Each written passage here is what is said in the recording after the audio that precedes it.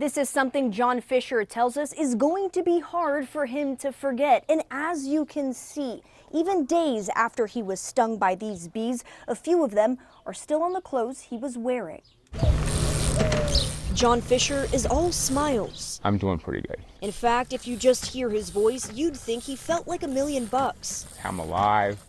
I'm happy. But as you take a closer look, you'll quickly notice My mouth area is all swollen. and Fisher has signs of bee stings all over his body. Literally thousands. At least 1,000 on me and at least 2,000 or 3,000 flying around the area. Over the weekend, he was riding his wheelchair exercise bike with his dog Pippin like he usually does. My dog was tied to the front of the wheelchair with his leash. And toward the end of his hike, when Fisher was about 1 minute away from home, I thought there was a fly that was following us. I heard something buzzing, and I started, swatting at it.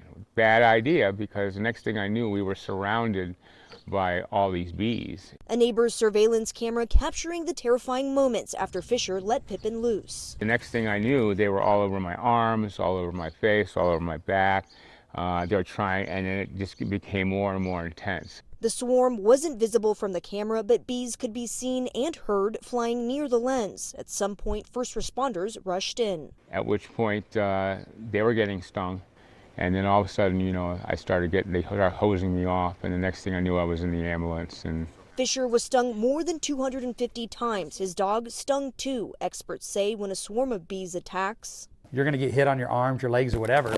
But if you just cover up your face, cover up your ears, that's what you want to protect the most. Other advice is to get inside as soon as possible or run in a straight line away from the bees. But for Fisher, that wasn't possible. He did cover up, though, which may have helped save his life. I feel lucky that, I walked away from it.